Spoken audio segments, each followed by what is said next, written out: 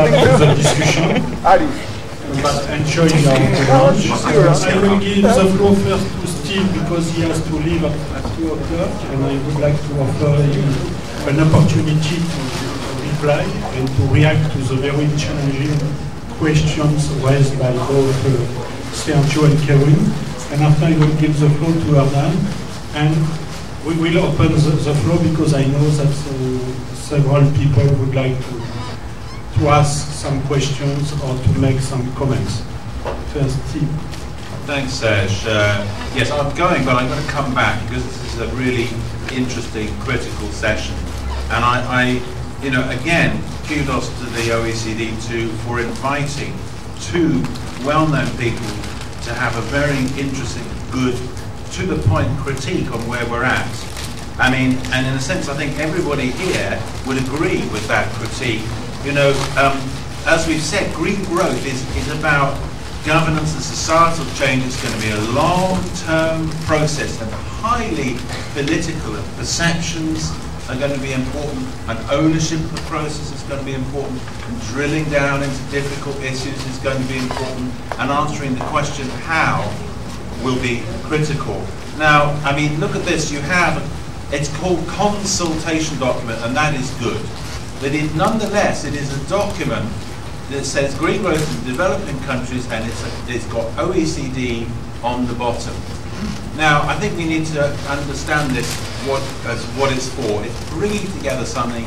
We could think of the OECD as being a little bit of a service, kicking off, as Erna said, the conversation.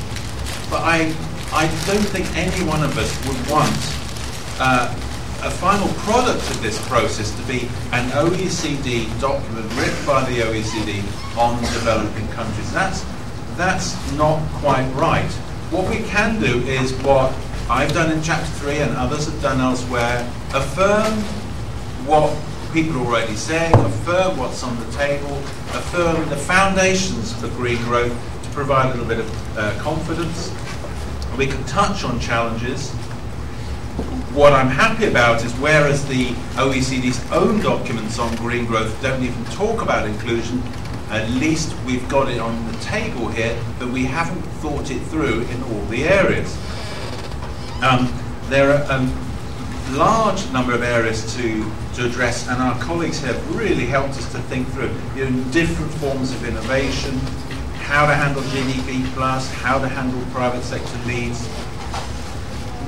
My feeling is that the end of this process would not be a document on developing countries by the OECD. It might be more like something of a document produced by developing country authors from Africa, from Asia, from Latin America, a joint perspective, a paper to the OECD.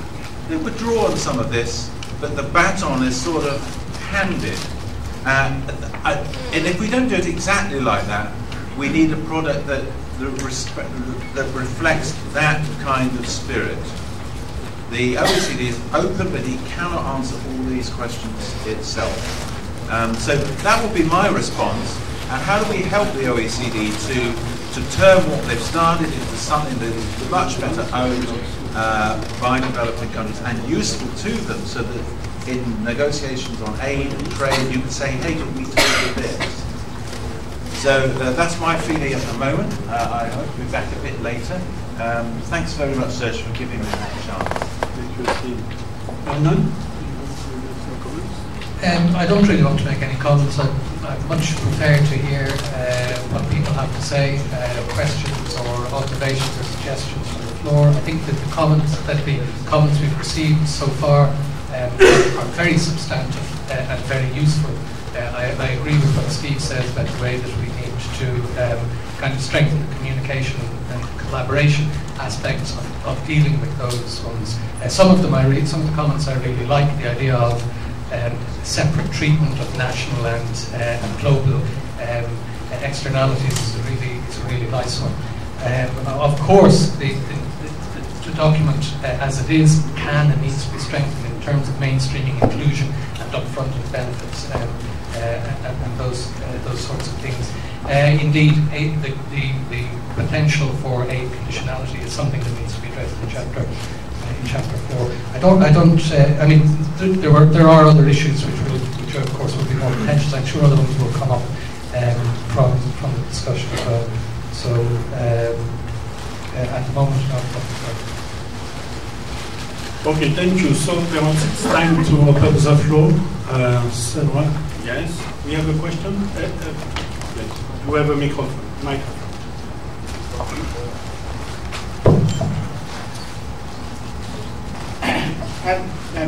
I'm Chaitanya Karewan, Chai for short, from Just One World, and we like to present our global perspective rather than these divided perspectives from the planet. I think, from what I hear, I was here in 92 by the way, and one sentence I remember it from 92 very clearly is by the senior President Bush, when he said, the American way of life is non-negotiable. I am hearing something similar from OECD countries. They are not challenging their way of living and polluting the environment. The second thing I remember from 92 is common but divided responsibility. I didn't hear from any of these speakers that important principle of equity at the global level. Having not mentioned that, I would say this was a very unfair talk, because the common and divided responsibilities is the developed countries have failed for last 20 years. How many years do they need to catch up with it? It is a shameful performance on behalf by the OECD countries, and of course it's expanding. Then I would like to point out that this talk also missed all of, I don't know if there is somewhere buried a small note, but my God, where is the issue of ecological debt? The ecological debt by the developed countries has not been even brought to the attention of the audience. Without addressing the ecological debt, there can be no equity in the sky. The developing countries, so far in my humble opinion, have achieved what I call land decolonization.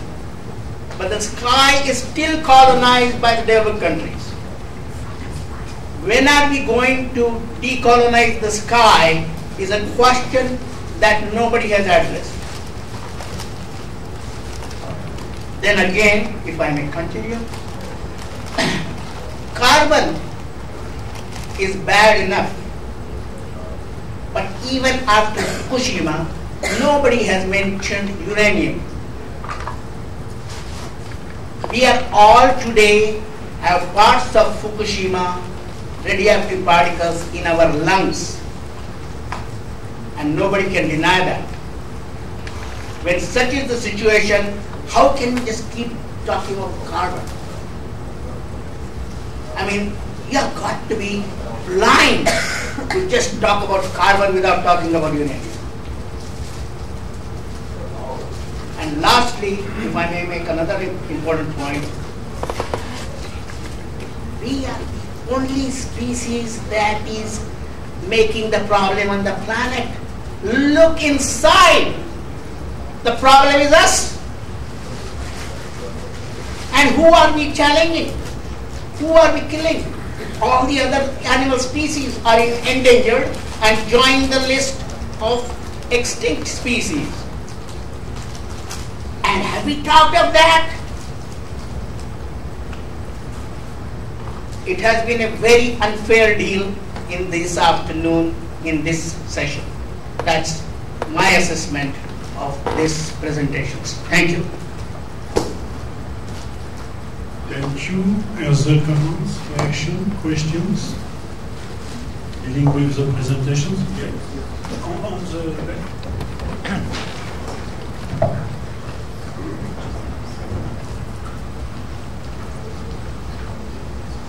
Thank you for interesting presentations. What I wanted to find out, I did not have the chance to look at the document because I only got it here. But in terms of the presentations, the cost of transitioning to clean growth or to green economies did not seem to be touched upon, and I think that perhaps this is something that we need to consider, particularly from the perspective, if you look at African countries, actually that in many cases, a lot of African commentators consider that because there's very low emissions coming from the African continent, that the economies or whatever systems is in place at the moment is already green, and the costs of keeping this system in place is already being met by a lot of vulnerable groups of people. So I think that understanding of the fact that the costs of transitioning to green growth would come not only to governments in terms of providing budget support and developed countries in terms of support, but actually that they are being met as we speak. The second aspect that I think some speakers have alluded to is the issue of a value-driven approach. I think this touches upon the aspects of GDP as a metric for measuring growth. And I think we need to increase this in terms of what actually our own values beyond valuing resources from a monetary perspective. And the last point that I think a lot of people have discussed in terms of ownership, but I think we also need a broad consideration of what ownership we are looking at, particularly when we consider that in many developing countries, natural resources and land play a critical role in terms of sustaining livelihoods. And we need to consider ownership both from a process perspective of how to developing countries on the process of putting in place green growth, but also how do they ensure that the most vulnerable groups of people have ownership of natural resources and land, which play a critical role in sustaining livelihoods and in the economies. And finally, my point is around informal economies. I think the economic structure adjustment programs that a lot of developing countries witnessed in the 1990s shifted from formal economies to informal economies. And we need perhaps to reflect on how is green growth or how green economies going to bring the aspect of green into informal economies to promote sustainable jobs and also to enhance production potential. Those are my comments. Thanks. Chair? Thank you. Just when you take the floor, could you introduce yourself, because it could be helpful for the people. Yes? No. Maybe I do it without mic. What about now? All right. My name is Mathieu Delis. I'm with the International Social Science Council in Paris. Two points. First of all, I was very interested in the discussion and the way it evolves from economic criteria to notions like values, mindsets, changing behaviors. This is very consistent with the work that the International Social Science Council, but also other research bodies like IIED have been doing on the field of global environmental change over the last 2 years. And so if I translate this into a question, I guess the question would be, what is the place of interdisciplinarity other kind of indicators, other type of questions and answers within the work of the OECD, but more specifically within this report, since it is so important, specifically when we're dealing with how to address global problems in a local context. One of the ISSC has developed a particular framework for interdisciplinary research in those domains, and one of the aspects that's important is the aspect of responsibilities and addressing responsibilities, and that would be my second point. I was yesterday at the People's Summit, down the road somewhere there, in a session on natural resources, and specifically in Africa, and the question of corruption and corrupt government was raised quite lively during that session. And as a Canadian citizen, I was particularly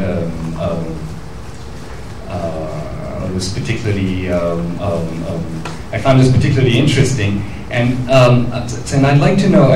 This is a suggestion that I think the OECD should take into consideration. Now, when we discuss the notion of corruption, or the role, I'm sorry, not the notion, but the role of corruption, we should not be, and I'm not saying you are, but we should not be overly naive or ignorant and say that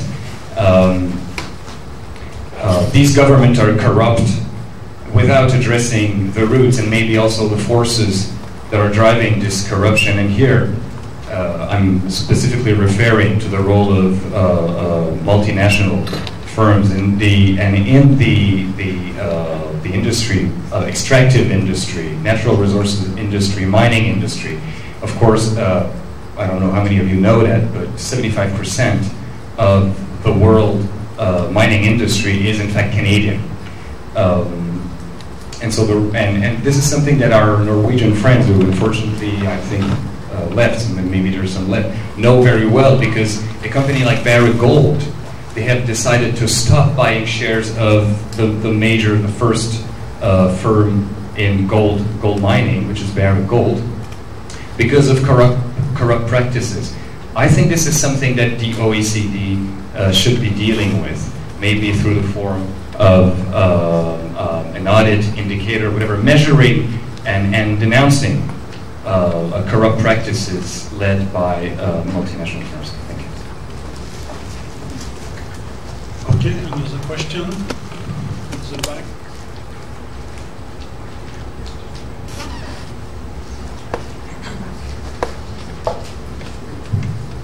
Hi, I'm Erica Berenger from Lancaster University in the UK.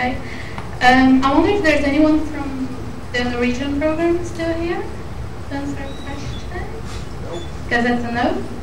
Right, well, I was just wondering, because they work in very kind of unstable countries, politically unstable countries, like Pakistan, Iraq, Afghanistan, and the table has raised the question about governance in unstable countries, and that's a bit of your question as well. And so how the table see to create government without a top-down approach in developing countries, and how to create the willpower to increase that governance. Thank you.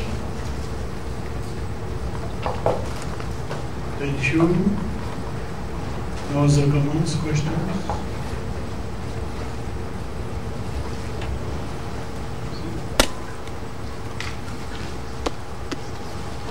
Please. Belong to you? Yeah. Then may I hear you? Okay, I'll start. I'm just Nicolaitis from the OECD. I was just going, a bit puzzled by Mr. Marguli's intervention, and I just wanted to get some clarifications. I was surprised by the fact that he said the basis of the document should be to recognize that developing countries want to grow very rapidly, urbanize, and so on, and then go on from there. Because, I mean, the whole idea of green growth is precisely that, originally, we got in this area of work at IIED started with the document towards green growth that was elaborated within the OECD country forum, and the idea of having to grow is as much as concern for OECD countries than for developing countries. Of course, issues are very different in those countries, but the dimension of the problem is different. And so the idea of green growth was precisely to find ways to grow, but making sure that we preserve the ability to grow in the future by preserving environmental assets on which growth depends. So the question is, what is it feasible, and if so, how do we do it? And I think that the report, both the Towards Green Growth report and this report, tries to answer this question.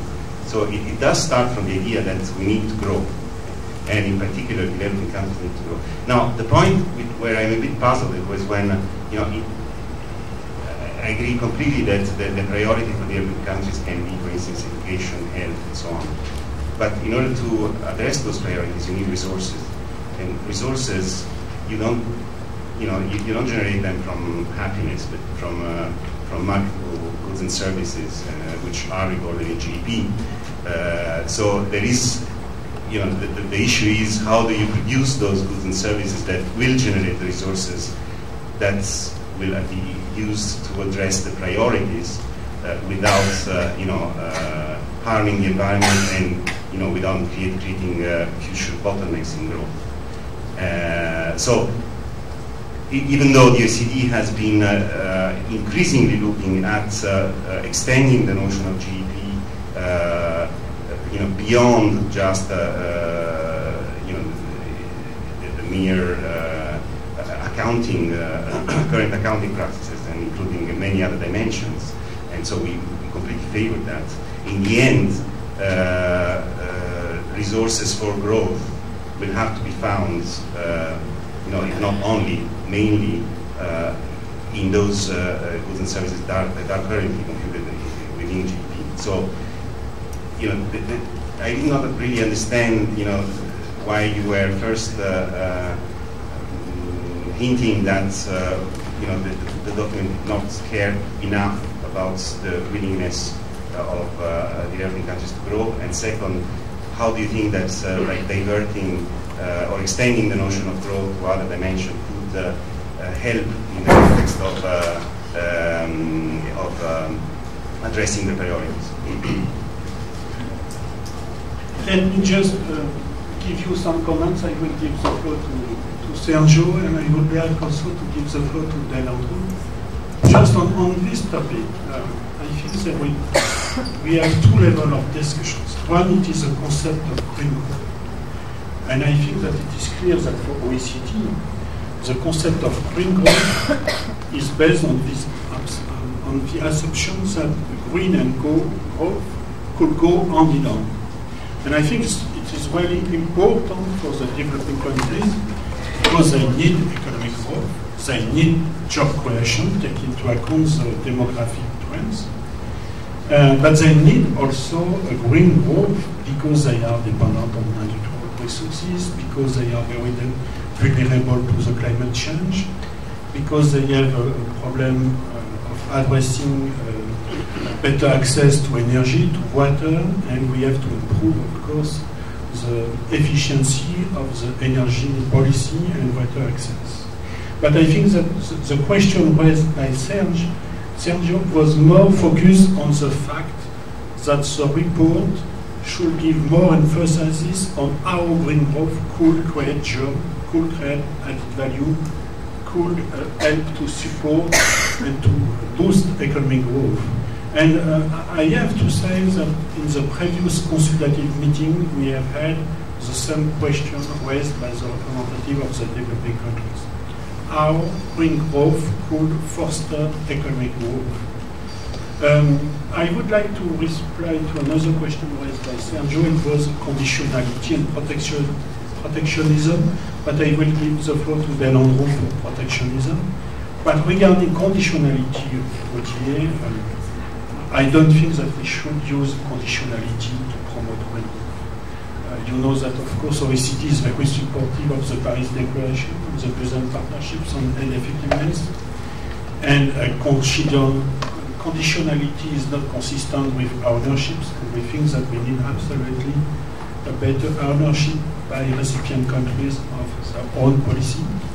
And on the lesson learned from the experience with the macroeconomic policies, we know that conditionality is not effective. But there is also an important question dealing with green protectionism. Then, Andrew, could you reply? Yeah, thank you, Sergio. Yeah, question to Sergio. I have a couple of good friends at the World Bank who are Brazilian environmental economists, so I can imagine, like them, he's being provocative. But in case he wants to develop on what he meant by why not green protectionism, of course I could, as a trade economist, could give him about 10 reasons. But on the agricultural front, of course, Brazilian ethanol faced a very high tariff in the United States.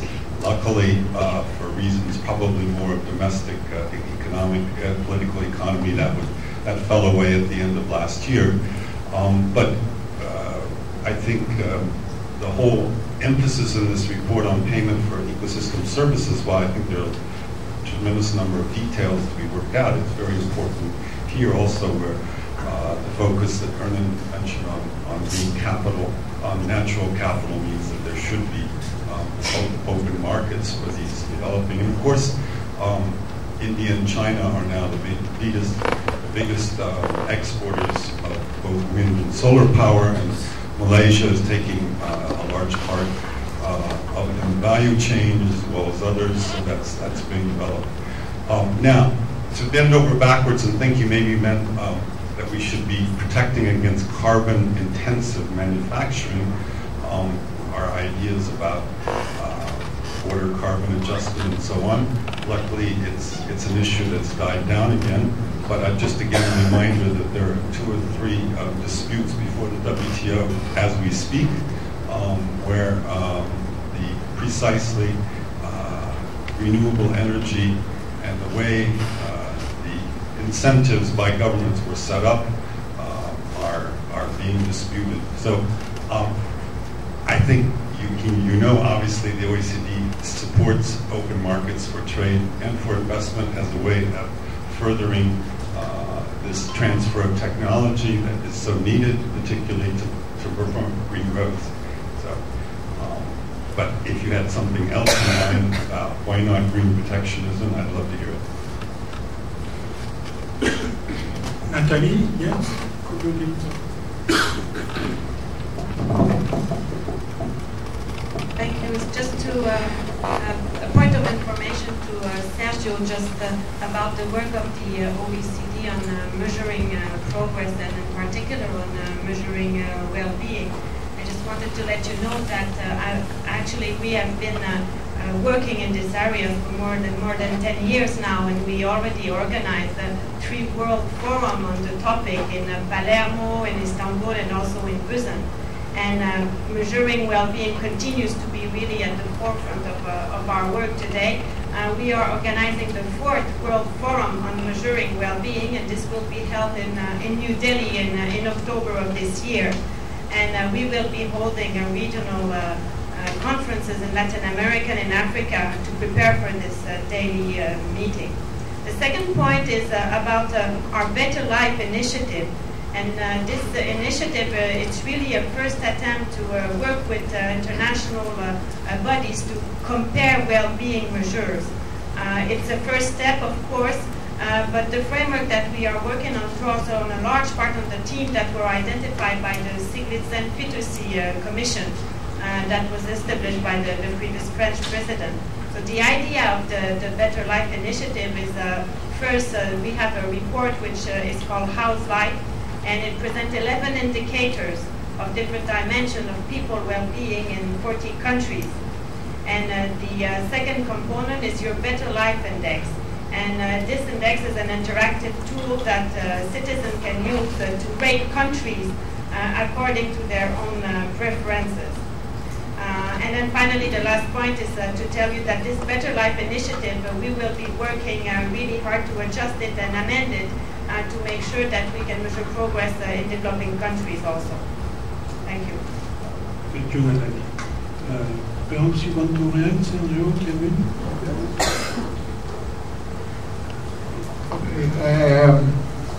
And just a couple of comments. First, for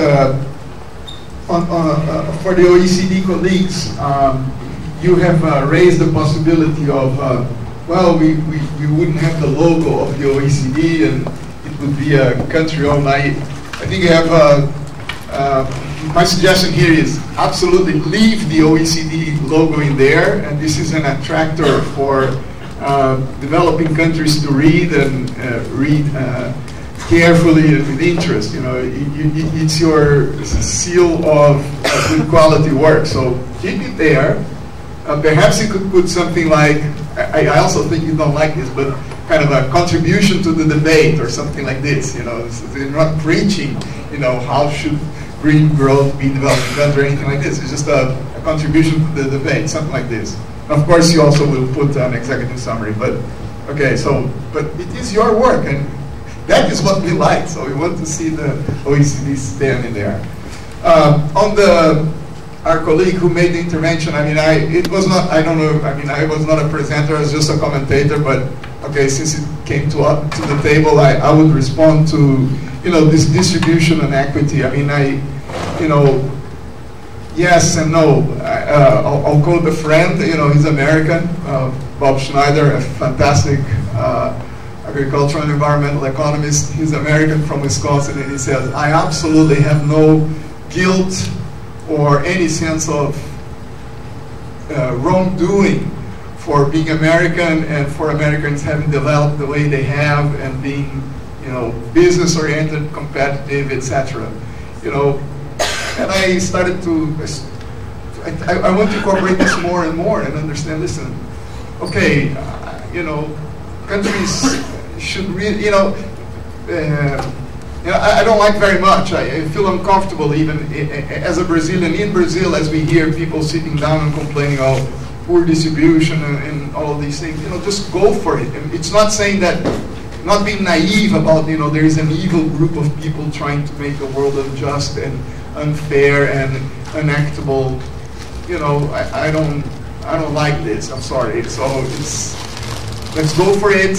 Let's not be naive about how the world runs. And okay, but let's not point fingers because it doesn't help too much. Yeah, another suggestion is the cost of greening the economies. Why not? I mean, I'm sorry I may have missed, but put it there. I mean, I know of some estimates I've heard of 0.9 to 1.7 trillion dollars, the cost of greening world economies in developing countries, and equivalent returns of $3 trillion. So it's a pretty good paying investment, but okay, these are numbers which are God knows where. Well, OECD, you're well placed to come up with another number or something like this. I don't know, I think these are World Bank or OECD, I don't remember, but can address it. Yeah, the corruption I like, you know, the corruption thing of, yes, multinational corporations, it's the two side of the thing. Corruption is, there are two, one on each side, so let's go for the multinational corporation if it's the case. Now, the main point is the starting point. I think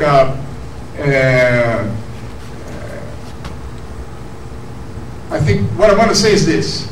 China will grow as fast as it can, and you say, but it's not through a greed, you know, it's going to grow at the least cost possible. That's what China is going to do. And this is what Brazil is going to do, and that's what you all are going to do. And that's what we all have been doing, and this is what we do at home. You know, we buy the less expensive soap if we think they're substitutables and etc. So I think if you don't, and then he said, well, yeah, countries we want to raise the income levels. You know, Bangladesh is just too poor. So the guys, yeah, they can. I mean, they can be even happier than Americans. I'm not denying this. Fine. It's not the issue. But I think it's legitimate to say if Bangladesh wants to increase the levels of income and reduce poverty, sounds like legitimate to me. And they will do this at the least cost. And this is a starting point. You know, Bangladesh wants to reduce its poverty. And it will cost a lot of cement plants like China is doing, one a week, based on coal, which is going to be burning this coal for at least 25, 30 years. So this is the given. Now, let's change that. Yeah, we're all for all the greening. We are all for it. Capacity, changing habits, etc. But what we have in front of us is the legitimacy of the rights to go for the least cost things to achieve growth, as countries define growth. So, because if we don't do this, it's going to be politically unsellable. That's basically the story. I'm not saying, I mean, unless we know, I mean, put on the table something which is concrete, immediately usable, and not just a philosophy.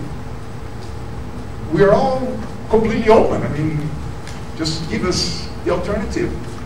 But the least cost is unavoidable. I'm going to burn whatever is cheapest to burn. So Brazil happens to have an extremely clean energy matrix, but we just happen to have it because it's least cost to have the hydropower plants. 85% of our power comes from hydro, so it's extremely clean. Thanks, but it's not that because Brazil was thinking 40 years ago to lower emissions of carbon. It was because it's just less expensive than burning oil, which was imported. Now we have oil, and now we're switching, and we know very well that in 15 years from now, our matrix is going to dirt enormously. Yeah, we want to avoid this, yes, but we will go for the least cost, no question. And so that's the game. I hope I made it a little clearer, or I need to understand a little better, but we can follow up, I guess, on the side. And last, yeah, I'm not saying, I know that the OECD has done work on the macro green indicators and the social well-being, etc., but it's just not prominent in the document, that's what I'm saying. So you remain giving much more emphasis to the, indicators of the environment, etc., and also payment for environmental services, etc., rather than those larger measurements of welfare, which we would, by the way, very much like to be involved with and help discuss, because it's nice, your idea of doing this kind of consultation. Thanks. Yeah, I think if I contribute to the issue about the focus on growth, I think where there is some kind of disconnect in the question and the response and how it's been framed is a perception of green growth as more expensive and reducing growth. That actually is not the case. I'm on another panel, the International Resource Panel, and we actually find that in developing countries, resource inefficiencies and the current use of resources are huge. And by improving those efficiencies, you're delivering on green growth objectives. And we need to try and increase those efficiencies and productivities of natural capital without actually reducing growth. That's what we call decoupling. And that was clearly discussed in this report. It wasn't put in the presentation, can't cover everything in the presentation at the moment, but actually we need to begin to rethink the concept of growth as actually opposed to environmental sustainability, and that's the whole concept of green growth. So that is an issue there. Yes, I agree, every human being is a utility maximizer. Let's face the facts. But then, in maximizing utility and minimizing costs, we can do that better than we're doing now. In water resources, the developing countries still have up to 80% opportunity to improve efficiency from the McKinsey report of the Resource Revolution. And land, I think it's a very huge percentages of efficiency gains that we can already achieve by applying some of these policy tools that are put together in this report.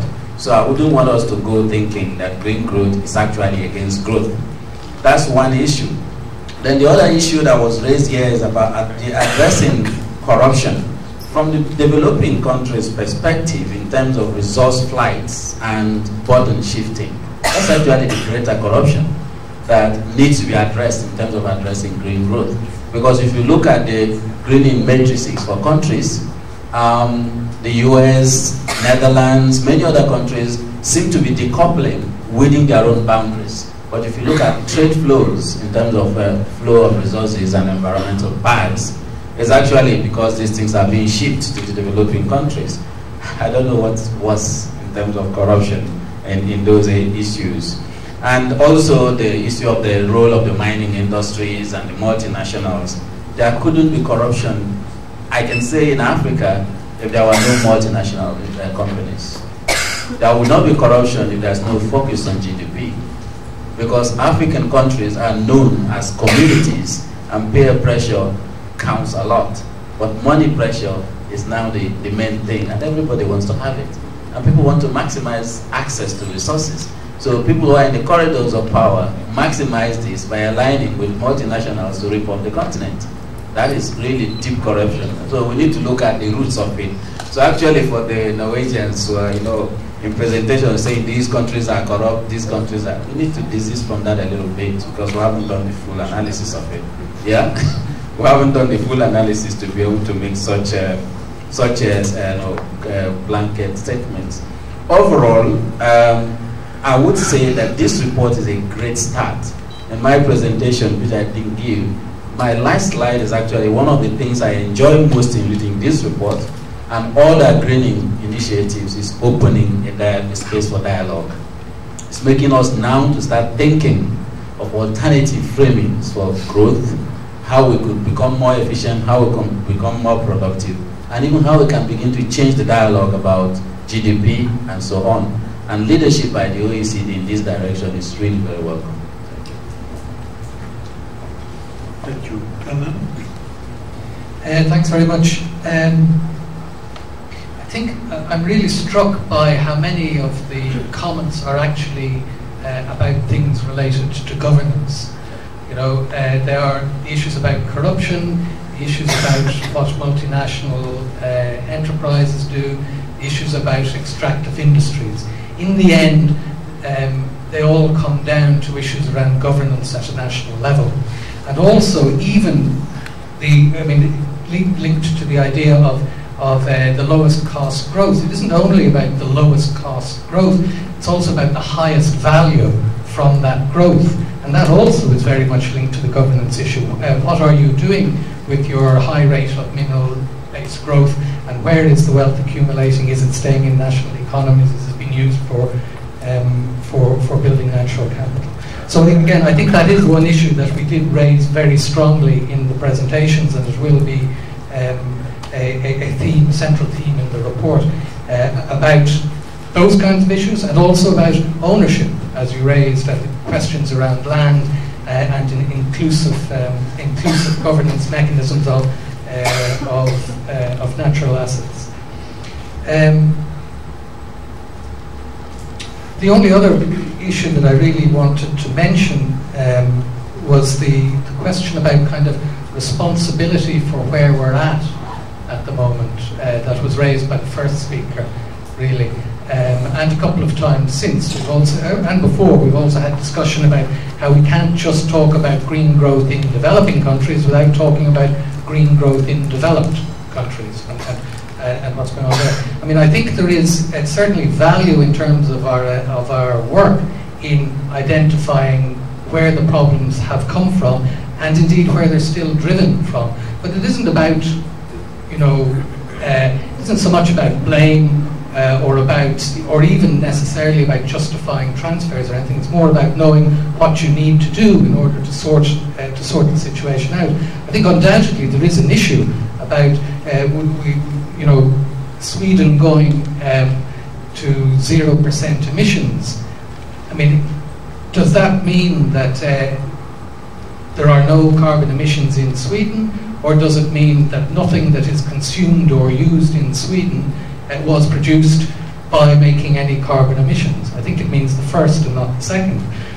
So if we are going to sort out green growth in developing countries, you can't do it without actually decoupling consumption globally from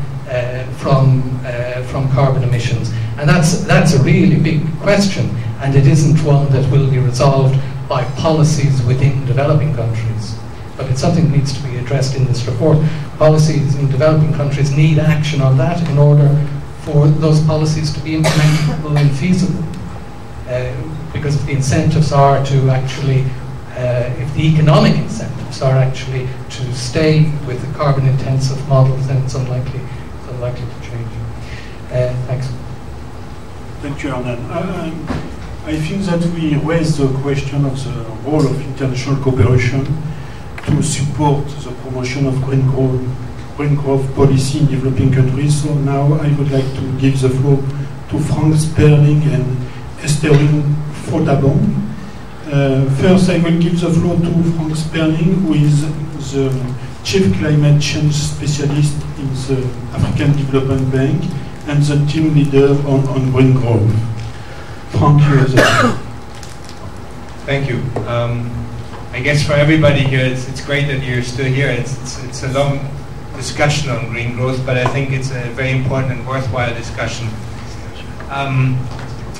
What I like about this opportunity of being here and I like about the report is the fact that it is acknowledging that we need to be very careful on what type of policies and measures we select, when and where, how we sequence the transition to green growth. The term growth itself is, as it implies, is a process. You're growing, so you're a process, and so depending on where you are in your development trajectory, policies and measures might look very different, and needs are also very, very different. So I'm hoping that my presentation is coming up. There it is. Great. So I just wanted to point out a few things. When the OECD early on started out, when Hernan said, the initial focus of the OECD countries was on low carbon development. And why is that? Because from an OECD country perspective, it's all about the global footprint. It's about overexploitation of resources, about climate change, and so on. So here it is very, very clear the case for green growth. But if you compare that with the African context, the storyline is a bit different, right? Africa, if you look at the left picture, needs energy access for development, and that energy access also means some level of increase in emissions, because you need to have basic energy access for being able to read a book at night, to having access to education, to starting businesses and so on. So energy is critical for development. Then on climate change, it's the right slide. It shows basically that the impact of climate change is critical for Africa because it impacts on Africa's natural resources, which are already threatened by land degradation, which we see on the left. And on top, Africa is integrated into the global economy, right? So that creates new opportunities, but it also creates new risks by being exposed to fluctuations in prices. So Africa, in a way, when you look at the environment, Africa currently is low carbon. It doesn't have the same challenges as OECD countries. Its ecological footprint is actually within the boundaries of its land. So it doesn't overuse its resources. And in terms of development is critical. Growth is critical because it is needed to accumulate wealth and improve livelihood conditions. And we've seen very positive trends lately, and increasing foreign direct investments, growing entrepreneurship, and so on. But when we look at the environment, we also know that there's steep environmental gradients across the continent. There's steep climatic gradients across the continent. The resources are distributed unevenly. And Africa's ecological footprint is increasing rapidly. So we did a study together with WWF, and between 1961 and 2008, the footprint has increased by 240%. Then there's the exposure to disaster risk already, and then there's climate change on top of it. So there are trends that have to be dealt with in the context of also the rapid population growth in Africa. When you look at development, yes, there's a lot of growth, but that growth has been uneven, and poverty remains widespread. Africa has among the largest wealth disparities in the world. So what green growth in Africa in many ways presents is a discussion about quality of growth. What type of growth do we want to have? What decisions are we making today, and what are the implications of the decisions for the future? So, and there's opportunities. Because Africa has an infrastructure deficit, because it needs to still implement a lot of infrastructure for energy, for roads, transport, and so on, it can leapfrog to more efficient modes of energy generation, more efficient modes to transportation. It doesn't have to adjust old, outdated infrastructure because it has to build new infrastructure. Then because of climate change, Africa has a new asset. The global interest to mitigate climate change means that the carbon contained in Africa's soils and forests can generate new revenue streams if it's managed well, but it requires that the global community supports these global services that Africa could deliver. Then if the right incentives are put in place now, Africa can actually benefit from population growth by harnessing the demographic dividend, where more young people joining the working force. So if they're trained well, but that means a lot of foresight, if they're trained in the right jobs, the right economic diversification takes place, there's an opportunity to build resilience and a more resourceful economy. And then another important aspect is leveraging the growing private sector development. The private sector in Africa is growing, and there's a lot of movement going on. So the signals you're setting now is absolutely critical in shaping the direction where all this development is going. Often the assumption is that, you know, if you increase your GDP per capita, which is in a way a goal, then you also have to increase your ecological footprint, your CO2 emissions, and so on. It is correct that, for example, if you're a low-income country, let's assume that the cross at the bottom is a low-income country. For example, the CO2 emissions will have to increase initially just to improve basic energy services. But the goal is to improve energy access, to improve GDP per capita. That's your goal, right? So if I can get to the same goal by being more resourceful, more efficient, then that should be desirable. The goal is not to raise the ecological footprint. The goal is to move from the left to the right on the x-axis GDP per capita over time. So if I can have a trajectory which is the lower trajectory, which gets me to the same goal with a lower ecological footprint, clearly that would be preferred. Now the argument often immediately is, that got to be more costly. But that also is a false assumption. It's not always correct. For example, the greenhouse gas abatement cost curves for McKinsey, done globally or also done for the African continent, show that there are a lot of cost savings as measures that can be implemented as a negative cost while delivering emission reductions. So I think a very important aspect is to improve also the efficiency. You know, like for example, reducing the CO2 intensity per unit of GDP produced, and there's a lot of gain for Africa. But clearly, in comparison to OECD countries, the focus has to be a very different one. It cannot be on low carbon and climate change. It has to be more on the efficient and sustainable use of the natural resource wealth, which was clearly acknowledged in your report. So how do we use that natural resource wealth well, and also acknowledging the immediate and pressing development needs. So you need to supply infrastructure. So how do I supply the infrastructure in the right setting? What does it take to address these challenges? In the way we've some of the things are underneath, but in the AFDB we've structured green growth basically under 3 focal areas: providing sustainable infrastructure. So sustainable transport systems. You're looking at, okay, what does it mean for, like congestion, for pollution, and so on? What is the best system, travel time, and so on? So you try to look at it cross-sectorally. You try to put in transport modes that also generate important co-benefits in terms of human and environmental health. So, and then another focal area is efficient and sustainable management of natural assets. Looking at land, agriculture, forests, and other land uses comprehensively, sustainably managing land uses. The same with water resources. Then with extractive resources, minerals. You try to improve the way these resources are measured, extracted, and so that we reduce pollution. Building resilience of livelihoods and economic sectors. That means resilience to climate change, climate variability and change, which is critical, but it also means building resilience to socioeconomic changes. As we're increasingly integrated into the global marketplace, you need to not only manage climate change, but also additional stressors that impact on Africa, for example, on agriculture commodities.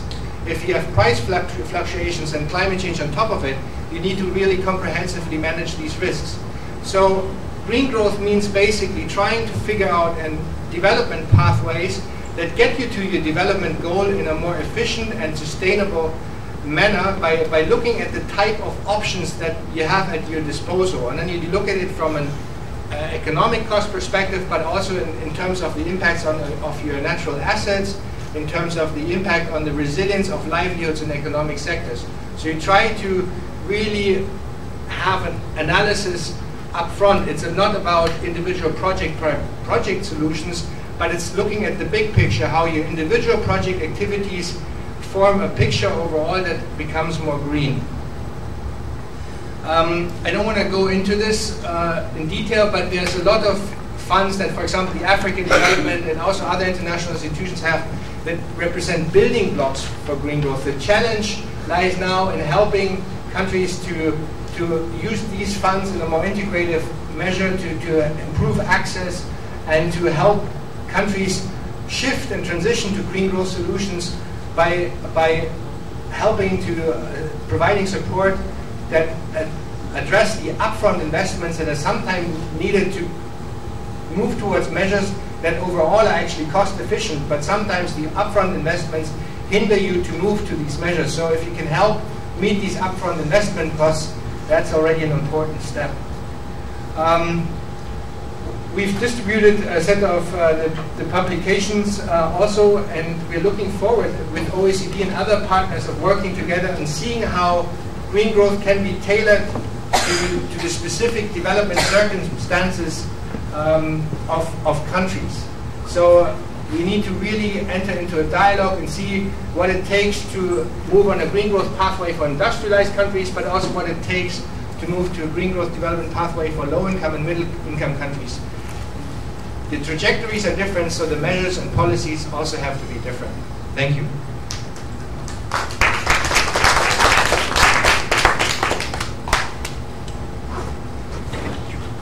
Thank you, Frank. Now I would like to give the floor to two other African representatives. And the first will be Estherine Fotabon, who is the Director of the Program Implementations and Coordination Directorate of Nepal, the African Union agency based in Pretoria. You have the floor, madam. Thank you.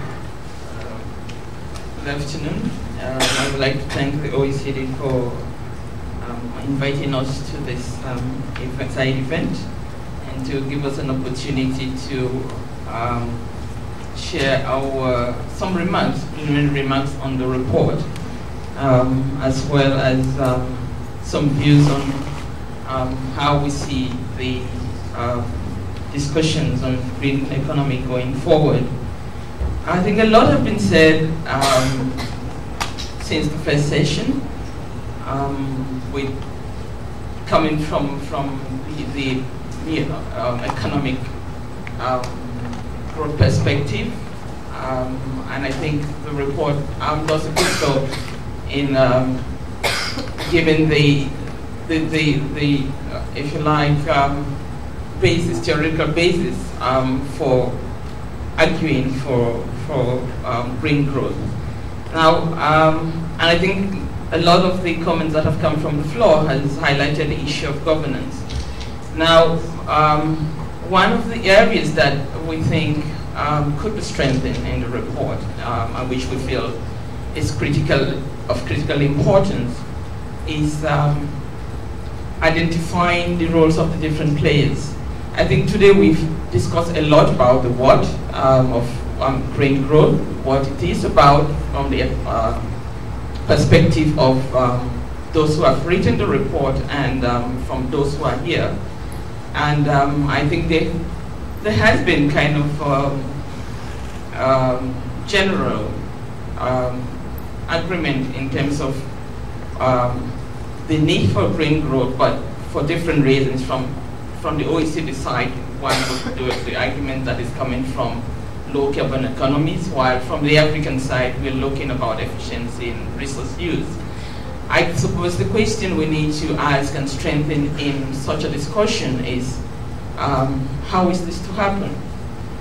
Who is to take responsibility for providing the enabling environment that will promote whatever policy measures and tools that needs to be put in place to promote green growth, or in the context of Africa, the issues of energy use, energy efficient policy positions that African countries have taken. And particularly some of these concerns are those ranging from the questions of using this as possible conditionalities for resource, using this as a mechanism for protectionism, using green growth as, the whole question about the costs for transitioning from the current state of most African economies to one of more efficiency. And these are central issues for the African continent in this whole discussion. Now, I think there's a general appreciation that there are possibilities in pursuing a part of green growth in terms of creating job opportunities for that might create opportunities to absorb the high unemployment rate that we have in most countries, and taking into consideration the demographic dynamics that has been mentioned by most of the speakers here. So I think the African countries do recognize that there might be possibility of creating new jobs by engaging in some of the industries or activities that can come within the context of efficiency use of resources. But however, I think, and these positions actually have been, if you like, endorsed in African Union decisions relating to green growth. So AMCEN, which is the Ministerial Conference of Environment, has a decision on green growth that recognizes these possibilities. The African Union decisions in the last two summits, or the last summit, also recognizes the possibility that this might offer, but highlights also these issues of concern. Now,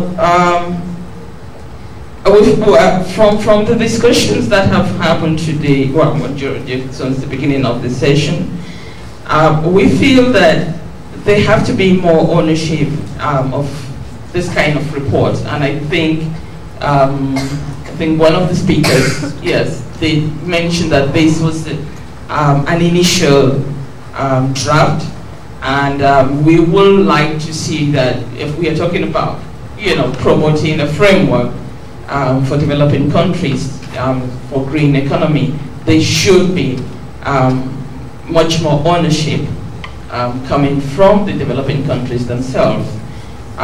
Certainly we appreciate that this is like generating background information to provoke thinking, to initiate the thought process, initiate dialogue on these issues. But we feel this really need to be grounded in terms of having the experiences from the developing countries themselves in identifying the elements that should be in a framework to support the green economies. We also think that the whole discussion of, we still feel that there is need for a better understanding of this concept of green growth. I don't think that we are there yet, because if you listen to the different interventions from different countries, people are coming from still different appreciation of what the whole idea of a green economy is about.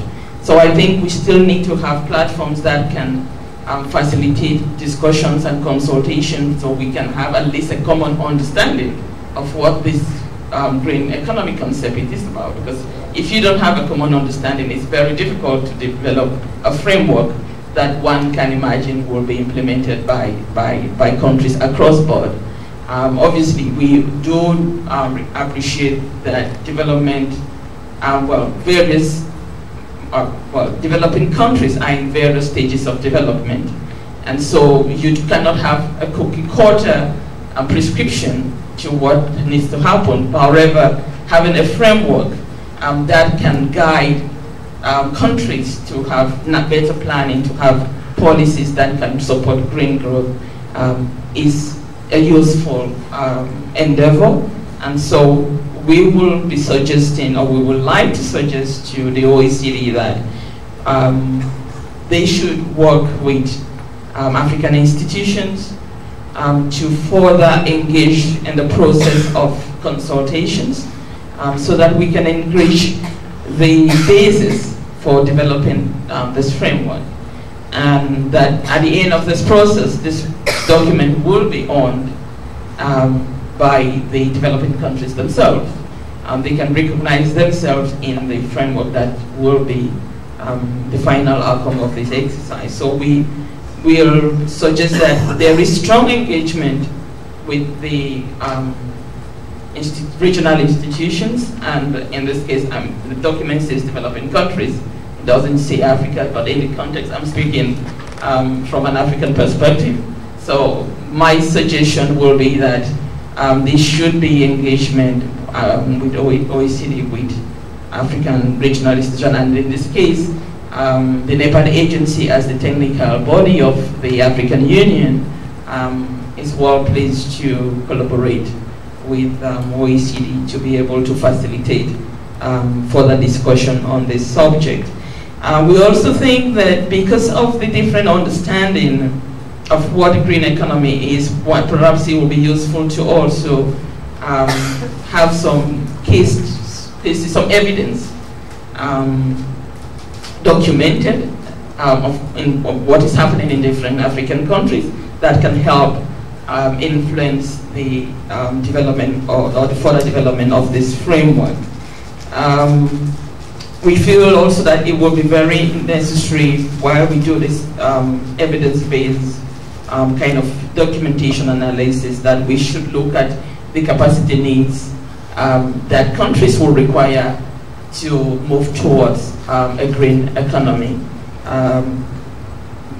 I don't want to go into the documents that we have been negotiated here in terms of what you need as implementation mechanisms to transition into the green economy, but we know all of them. We know about the talk of transfer of technology, capacity building for institutions, to strengthen their monitoring abilities or the abilities to collect data and analyze them, to do policy reforms and develop new policies that are towards the line of supporting green economies.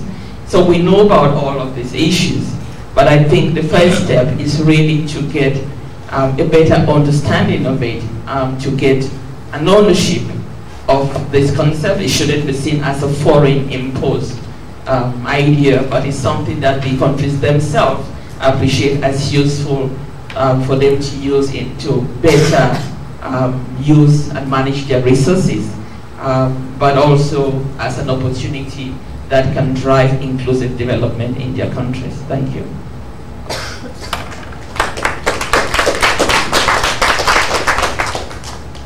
Thank you, Madam. I take fully your call for ownership.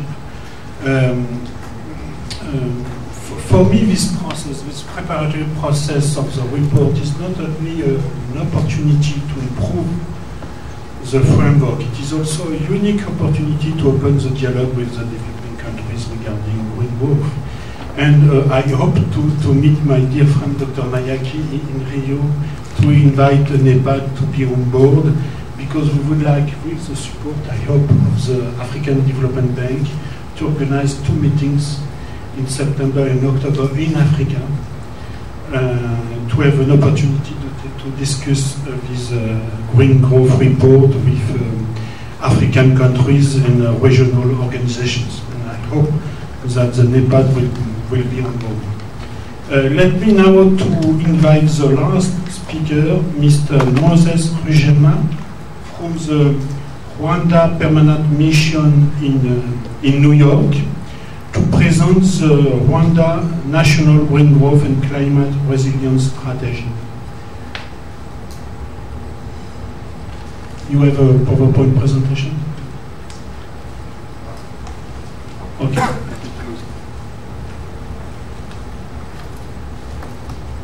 Good afternoon, and thank you very much to the OECD for putting this together. Let me begin by apologizing for being late. I realize I should have presented this a little bit earlier in the day, but I only arrived in here a few hours ago, so do forgive me. Let me also apologize on behalf of our Minister, Stanislas Kananzi, who would have liked to be here, but is not in Rio yet. I will begin by just picking up on the points that was made.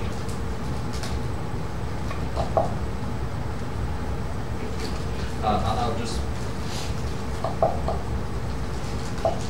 wait. Speak closely. Okay, that's better.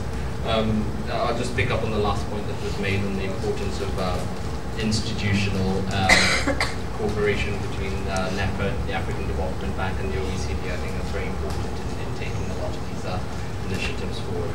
So my presentation today is on why Rwanda has decided to adopt climate change low carbon development strategy. Well, the evidence is overwhelming. We all know the evidence is overwhelming. Rwanda itself, the environmental setup, as you know, Rwanda is often referred to as the land of 1,000 hills. It's predominantly mountainous. We have a very high population density. As a matter of fact, we're the most densely populated country in Africa. The current socio-economic development patterns that we've taken have made those challenges even more acute. We have high dependency on fossil fuels. We are also a landlocked country, which increases that dependency further. There's also high demand for biomass energy that remains deficient. There's a need to shift from business as usual. As I said at the beginning, this is, to borrow an American phrase, it's a no-brainer. The next slide basically encapsulates what I had just said. So I'll just move on to the guiding principles for why we have developed the climate change strategy. The guiding principles revolve around economic growth and poverty eradication, sustainability of the environment and natural resources, good regional and global citizenship, gender equality and equity, partnership with government, private partnerships, private-public partnerships as well. What are the strategic objectives of this strategy? Well, primarily it is for the welfare of our citizens. We do have to take into account that our population is growing at quite a rapid rate. Another objective is energy security and the low carbon energy to support the development of green industry and services. We also need to achieve sustainable land use and water resources. We also need to strengthen social protection and reduce vulnerability, social safety nets. There's also the need for capacity building. So I will just move to some of the actions that have been proposed. I'll not go through them, it's quite an exhaustive list. I will then move on to the quick wins, things that we feel that we can do rather quickly and we can see tangible results from. One of them is institutional rearrangement, financing, which has been mentioned extensively this afternoon, including the last presentation. Capacity building, skills development, knowledge management, technology. Rwanda has put technology very much at the center of its entire development strategy. So we see that as one of the areas that requires particular focus. And infrastructure. So what are the big wins from this? Under mitigation, geothermal power generation, Rwanda's topography lends itself to that.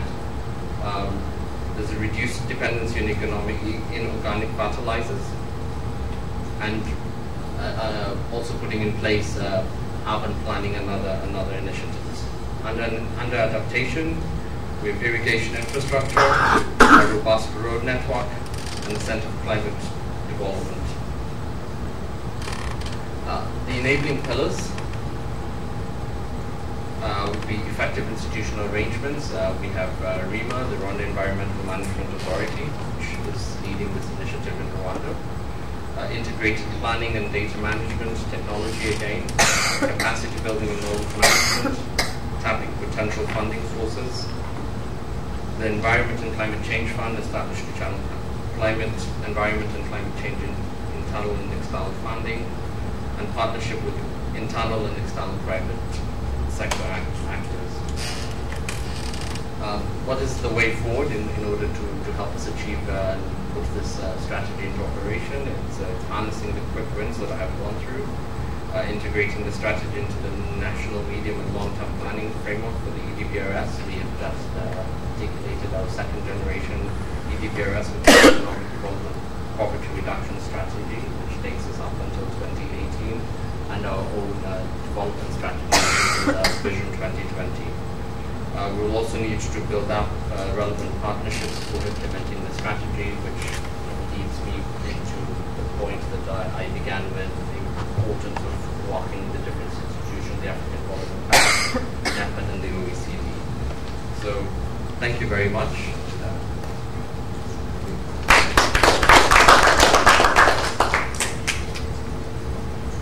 Thank you for these very interesting presentations of the situation in Rwanda. We see that developing countries are establishing some national policy for green growth and climate change resilience. I don't know if you have some questions or comments on my right. So,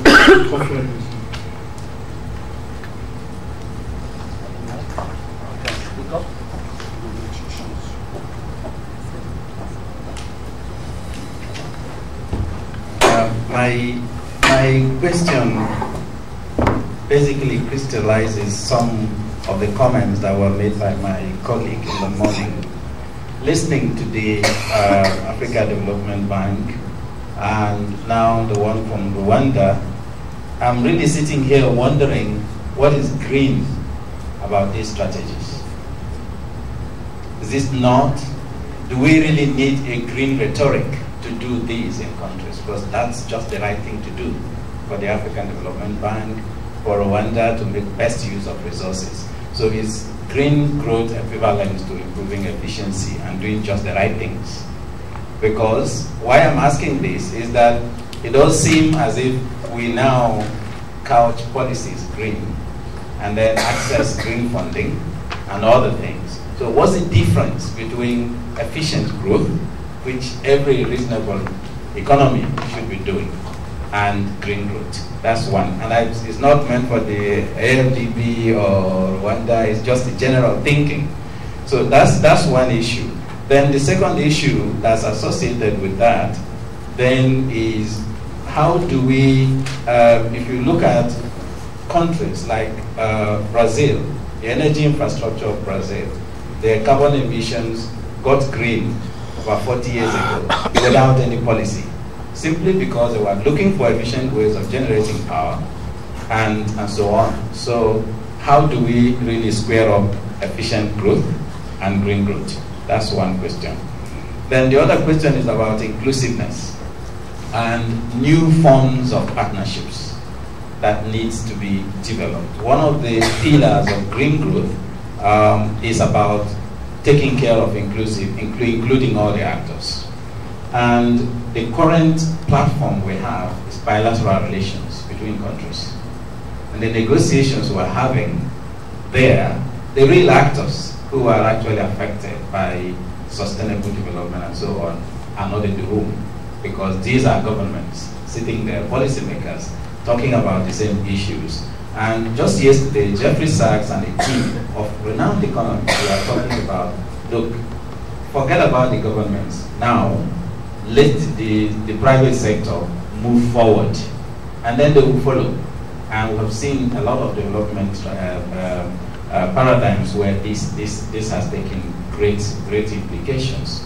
So in institutional relationships between OECD, just a caution that I want to also put on the ground, that we look for institutions that are working on these issues, that understands these concepts and can actually make impacts in terms of building relations, so that we don't stop with the higher level Africa Union Commission, NEPAD, and so on, whose inclusiveness within Africa, my friend is smiling. Thank you. Yes, other question? No? Frank, you. Kevin Ohama, thank you for your comments. You said I should not comment back, but I would like to. You asked the question, what's the difference between efficient growth and green? And I think it's an important question.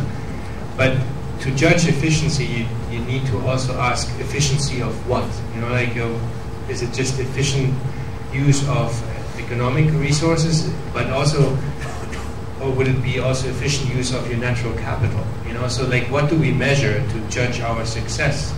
If I want to, for example, increase my GDP, do I increase my GDP while depleting my natural capital, or do I increase my GDP while maintaining my natural capital, or even increasing my natural capital? What are the implications for social capital? So I think one very important aspect of green growth is taking a broader look of how you structure your economy, how you grow. I mean, in Africa, like, the growth in Africa, as seen over the last decade, is very encouraging, but in many cases it's been very narrow, very confined. So in order to be inclusive, it has to be broader, but also knowing that the natural resource wealth of Africa, that you still within your ecological footprint, it's an opportunity to make decisions now that don't lock you into development pathways that you regret later on. But it means, in order to do that and identify the right path forward, you need to judge what is efficient, what is sustainable, what do I need to measure. And I think that's a kind of the difference where one has to come in.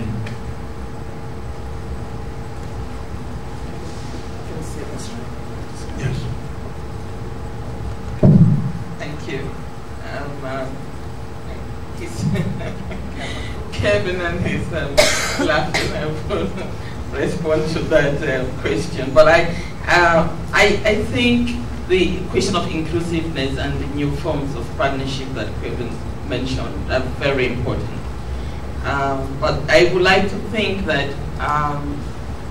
when we talk about green growth, and we're looking about using your word transformational policies and behavioral patterns, we need to look at the process of doing this transformational issues. And I think we can all agree that as the democratic intensity increases in African countries, the whole process and patterns of public policy design has changed. I think we are far from the days, or we are moving from those days where it was just a prerogative of some few civil servants to sit in their office and draft some regulations and so on. Now we see a lot more participation in the process of policy design, and I would like to think that is the trend, that is the way we are going. So in terms of this change and transition to the green economy that necessarily have as its role designing public policies that will encourage this transformation. I don't think the governments have any choice but to have an inclusive discussion, an inclusive platform where consultation with all stakeholders are necessary. Stakeholders, in this case, civil society and the private sector, are necessary. So the public policy design process is changing, and it is changing to the fact that you have to have a more consultative process than an inclusive process. The question, obviously we all make reference and want to see more engagement of the private sector, which is fine. But again, I will think that in this process as well, you need a very strong involvement of governments, because we are talking about creating an enabling environment for business to flourish. And of course, the business and the industries do not define the regulatory environment in any country. That is the prerogative of national governments. So I will hope that we are looking at a process where the roles and responsibility of the different players are recognized and strengthened to be able to move into the whole green economic process. Yes, let me react also on this question, on the two questions. I share the view expressed by Frank. I think that green growth means also to improve the efficiency of growth, of economic growth. It deals with improving efficiency of the use of natural resources. It deals with improving the productivity of the economy. And I think it is perhaps an added value of the green growth focus to emphasize the importance of increasing the efficiency of growth, of economic growth. And regarding this question addressed yesterday during this debate with Jeff Sachs, clearly I think this discussion has had a great impact, because this morning in my previous meeting we received the same questions. Of course, I think we need the commitment of the civil society and the private sector in this battle to promote green growth. But I think the role of the government is very important. It is a key role. And we need some more ambitious green growth policy supported by the government, both in developed and developing countries. Because the main challenge is to integrate the externalities, cost of environment degradations in the decision-making process. The main challenge is to reform the fiscal policy. It is to establish the right regulations, the right incentives to promote green investment. And it is also to finance the investment cost of the transition. So I think there is a key role to play by the government and by the economic policy. And it is a deep discussions on the economic policy, I feel, that we have to analyze. You want to take that? Perhaps I would like to give the floor to Natalie. If you could perhaps explain to us how this discussion dealing with green growth and developing countries could be integrated in the global green growth strategy of OECD and in the global agenda of OECD. Okay, thank you, Serge. Yes, actually, this is a key element of the OECD OECD Green Growth Strategy, this exercise today. To give you a broader picture, I would like to let you know that really now that the strategy has been delivered, we are really working on providing tailored guidance to the need of individual countries. So we are trying to see what is very specific for each country. And so how are we doing this? Well, we are mainstreaming the green growth in our economic surveys, in our environmental performance reviews, in our investment policy reviews, as well as in our innovation reviews. And we are integrating this for emerging and developed economies. We are also looking at case studies in our green city programs. Green growth is also incorporated in one of our flagship publications that is called Going for Growth. And the idea here is to highlight policy opportunities that can strengthen growth, improve environmental outcomes, and identify possible trade-offs. We are also working with other international organizations and partner countries to examine how green growth can be applied in the context of developing countries. And this consultation, once again today, is part of structured consultations we are having with a range of developing countries to discuss really at the practical level whether and how the policy instruments we have put forward in our reports can be implemented in specific developing countries' context. So we really hope that these exercises will help to shape an agenda that is relevant for developing countries and address the aspirations of their citizens. An example that I can give you is that we will be implementing a 2-year project that is entitled Towards Green Growth in East Asia. And the objective of this project is to help promote green growth in East Asia in line with the region's development objectives. We will be working with a selection of countries there to provide them with the necessary tools and policy guidance really adapted to their context and needs. The idea is that we will be helping them to align their policy framework with what is needed in their specific case, with their development objectives. We will be also trying to set out what are the real policy lessons that we have learned from green growth in the OECD area and the possible spillovers that could be important for them to not replicate the mistakes of some developed countries. And the third point of this 2-year project is the development of green growth indicators and measurement tools for the specific East Asian region.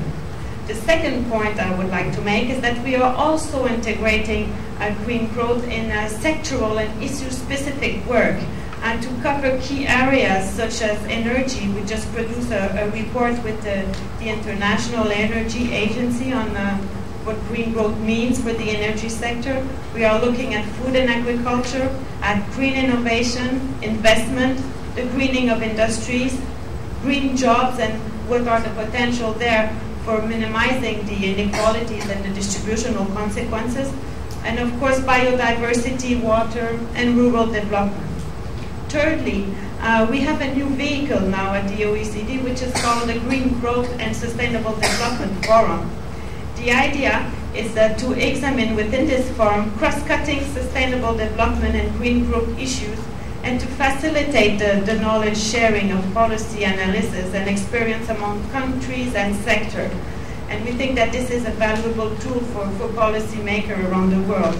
So the first forum will be taking place in Paris in November or December and will focus on the development dimension of green growth. And we very much hope that this will help the OECD to extend the dialogue to key non-members and also relevant stakeholders, responding really to the demand for more policy exchange and peer learning across countries. The idea also of this forum is to explore different models of association and partnerships with non-members for exchanging knowledge. And the last point I would like to make is that if Rio Plus 20 call for the development of a knowledge-sharing platform on green economy, well, one of the key contributions that we can also have at the OECD is the Green Growth Knowledge Platform. This is an initiative that was developed by the Global Green Growth Institute, the OECD, the World Bank, and the United Nations Environmental Programme. The idea of this core partnership of 4 international organizations is really to help at enhancing and expanding the efforts to identify and address the major knowledge gaps that we have in green growth theory and practice. So basically it's to try to help countries to identify and design policies and to move towards greener economy. So we will create a global network of expert researchers and practitioners to promote consultation and facilitate funding of research with a view to improving once again our policy tools that are necessary for more economic growth. I will stop here. Thank you. Thank you, Nathalie. Do you have a question? Okay, thank you. I thought it was almost finished. Anyway, my question was, I forgot to introduce myself earlier. My name is Rostaw and I work with One World Sustainable Investments. About 2 weeks ago, we had a regional Southern Africa dialogue looking at what can and what is understood as a green economy in the context of Southern Africa. And that debate generated a number of outcomes, one of which was actually that at the moment there's a lot of obsession with trying to define what a green economy is, instead of just moving next to the stage of identifying the case studies that can be regarded as green economies, and then move from there in terms of understanding what a green economy is.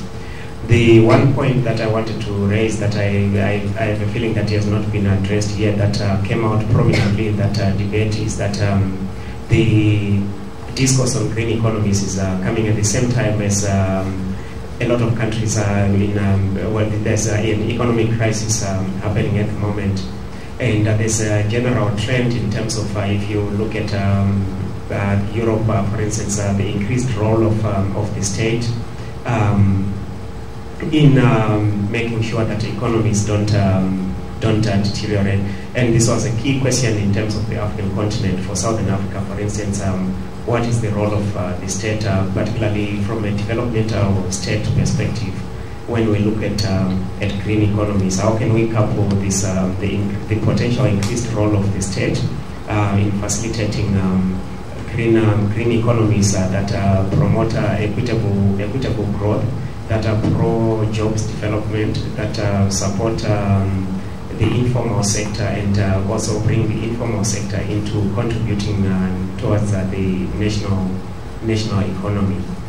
So I thought that perhaps this is also one dimension of the debate that we need to look at, irrespective of the fact that there is also debates that private sector's role has to be recognized, and there is increased private sector role. The role of the state is nevertheless still critical. Thank you. Thank you. There was another question. Hello, my name is Aurelia Figueroa. I'm from the German Development Institute. And I just want to say, of course, thank you very much for the presentations. I have a question which I hope was not answered in the few minutes which I stepped out, and it's related to the fact that the governance issue was, of course, raised by the speakers and by several commentators. And my question is there a specific publication planned on effectively governing for green growth? There was a recent OECD publication which just came out on Friday, actually, from the Directorate of Science, Technology and Industry on effectively governing science, technology, and innovation for global challenges. This looked at 7 case studies. The German Development Institute worked on it as well. And I was wondering if there was any type of publication planned in the future which specifically would look at this issue, and if so, what the methodology might be. Thank you. Thank you.